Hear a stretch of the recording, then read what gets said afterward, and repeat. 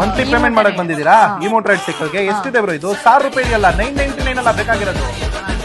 1000 ರೂಪಾಯಿ ಇದೆಯಲ್ಲ ಬ್ರೋ ಇದು. 1 ರೂಪಾಯಿ ಚೇಂಜ್ ಇಲ್ಲಲ್ಲ ಬ್ರೋ ಹತ್ರ. 999 ಕೊಡಿ. ಇಲ್ಲ ಇಟ್ಕೊಬಿಡ್ಲಾ 1 ರೂಪಾಯಿನಾ?